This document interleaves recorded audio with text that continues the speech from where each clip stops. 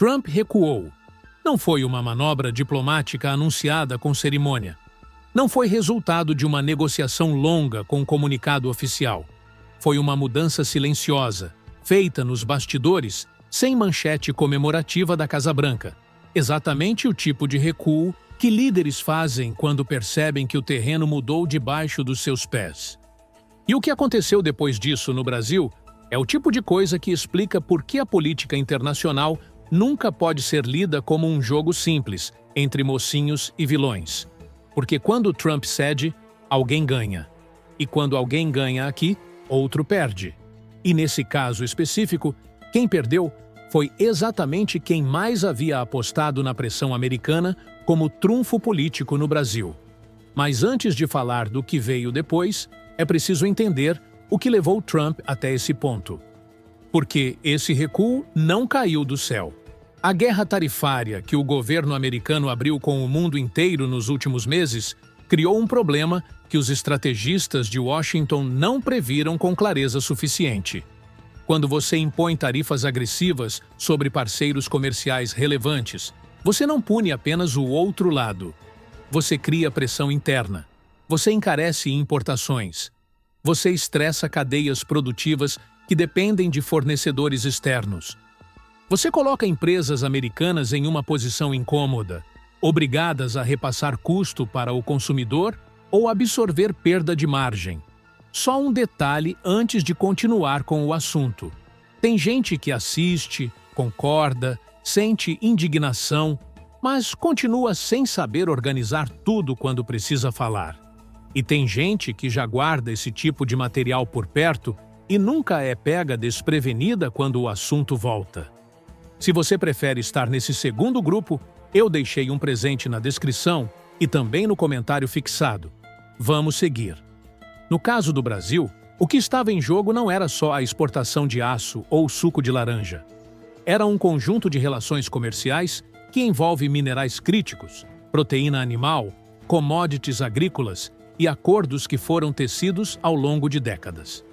Ruptura nesse nível não afeta apenas balanços de empresas brasileiras. Afeta fornecedores americanos que dependem do mercado brasileiro para escoar produtos.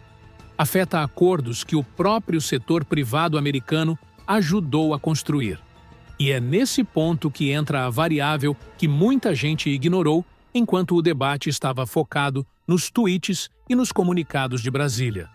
A pressão que mudou o cálculo de Trump não veio só de fora dos Estados Unidos. Veio de dentro. Setores do agronegócio americano, representantes do setor financeiro com exposição ao mercado brasileiro e parlamentares de estados com interesse em manter o fluxo comercial com a América do Sul começaram a sinalizar desconforto com a direção da política tarifária. Não publicamente na maioria dos casos, mas nos canais que importam quando se governa com olho na economia doméstica. E Lula, que havia adotado um tom firme desde o início das tensões, identificou esse momento com precisão. O governo brasileiro não saiu na defensiva quando as primeiras ameaças tarifárias chegaram.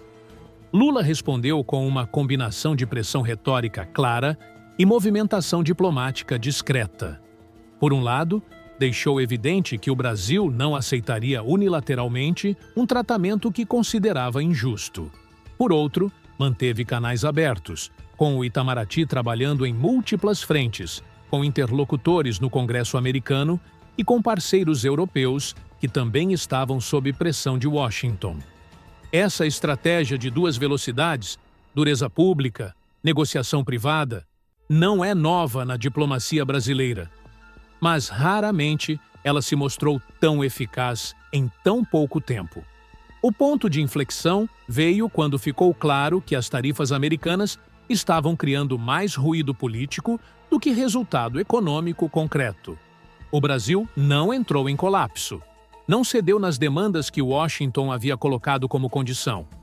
E, ao contrário do que setores da oposição brasileira chegaram a sugerir, não houve isolamento internacional.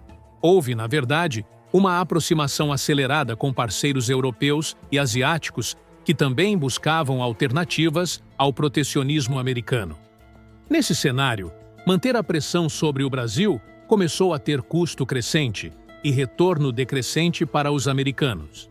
E Trump, que nunca foi ideológico no sentido estrito quando se trata de comércio, mas sim pragmático quando o resultado econômico está em jogo, recuou. Os termos exatos do recuo foram negociados discretamente. O que chegou a público foi uma mudança na posição americana sobre as tarifas que incidiriam sobre produtos brasileiros específicos, acompanhada de sinais de reabertura de diálogo em outros eixos da relação bilateral. Não foi a capitulação total que o governo Lula certamente teria preferido anunciar em palanque, mas foi o suficiente para mudar o equilíbrio da narrativa. E foi nesse momento que a situação de Flávio Bolsonaro ficou complicada de um jeito que vai além do episódio em si. Porque Flávio havia construído nos últimos meses uma leitura pública de que o governo Lula estava em posição de fraqueza diante dos Estados Unidos. A narrativa que a campanha bolsonarista vinha sustentando era clara. Lula seria incapaz de lidar com Trump.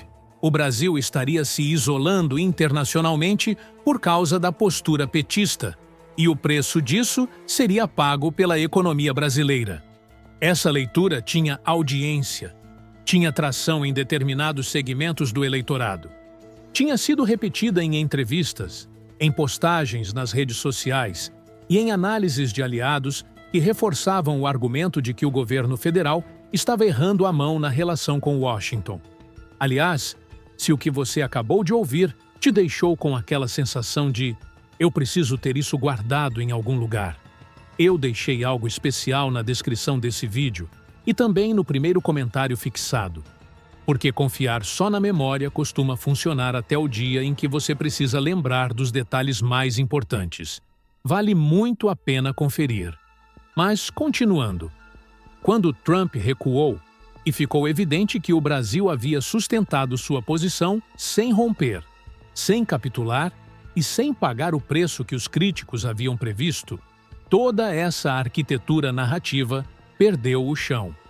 Não é exagero dizer que o recuo americano retirou de Flávio um dos argumentos centrais da sua pré-campanha.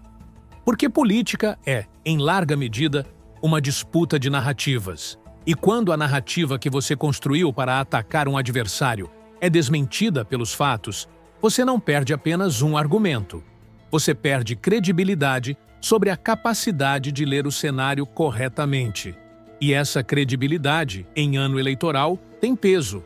A campanha de Flávio Bolsonaro tentou reposicionar o argumento. Tentou transformar a questão em outra coisa. Sugerir que as concessões brasileiras foram maiores do que o governo admitia, que o recuo americano foi menor do que parecia, que havia custos ocultos no acordo que a imprensa não estava mostrando. Mas, sem evidências concretas para sustentar essas afirmações, o argumento ficou no campo da especulação.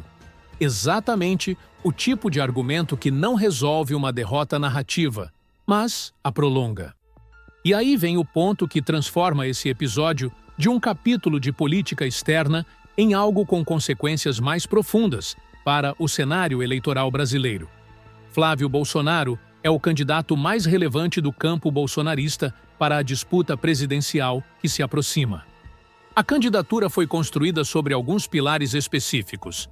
A ideia de que o PT é incompetente para administrar a economia, de que o governo Lula é incapaz de se posicionar com firmeza diante de potências estrangeiras e de que o Brasil precisaria de uma liderança que fosse respeitada internacionalmente.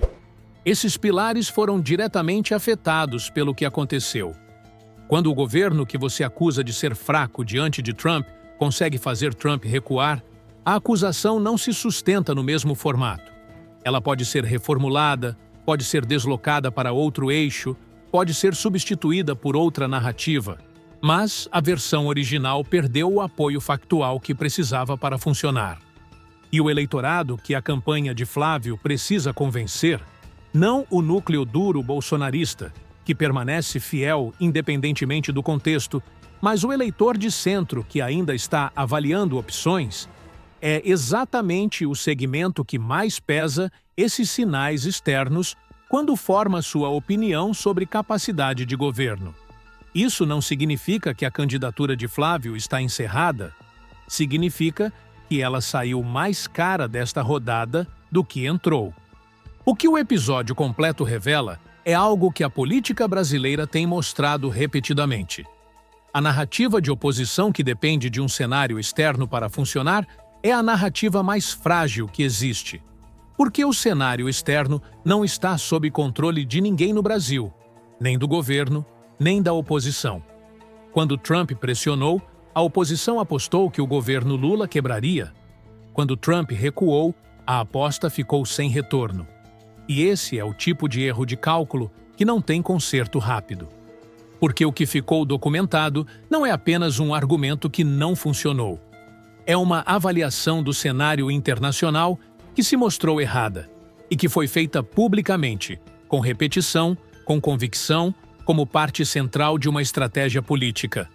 Em política, prever errado tem custo. O custo depende do que vem depois. O que vem depois, neste caso, ainda está sendo escrito. Há questões abertas que vão definir se esse episódio foi apenas um tropeço ou o início de um problema maior para o campo bolsonarista. O Brasil e os Estados Unidos vão formalizar os termos do acordo que levou ao recuo americano?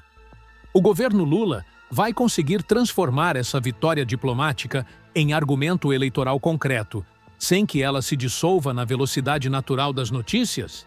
E Flávio vai encontrar um novo eixo narrativo antes que a percepção de fragilidade se consolide entre os eleitores que ele ainda precisa alcançar? Essas perguntas não têm resposta definitiva hoje. O que tem resposta é a pergunta que estava no centro desse episódio desde o início. Quem vira o jogo quando a pressão vem de fora? A resposta, neste caso, ficou clara. E raramente uma resposta assim aparece tão cedo em um ciclo eleitoral, com tanta nitidez e com tanto custo para quem apostou no lado errado. Antes de encerrar, deixa eu te falar uma coisa importante. Depois de um vídeo como esse, muita gente sai convencida, mas não preparada. E isso faz diferença. Porque amanhã, quando esse assunto voltar, alguns vão estar com os pontos principais na mão e outros vão tentar lembrar tudo de cabeça. Para você não ficar no segundo grupo, eu deixei um presente na descrição e também no comentário fixado. Antes de terminar, eu quero pedir uma ajuda muito importante. Meu amigo João Ribeiro, ex-jornalista, acabou de criar um novo canal no YouTube chamado Brasil Soberano. Lá, ele está mostrando bastidores do poder e do governo que muitas vezes não aparecem com destaque nos grandes veículos de comunicação. E um canal novo só consegue sobreviver se as pessoas ajudarem a fazê-lo chegar mais longe. Por isso, a sua inscrição é essencial.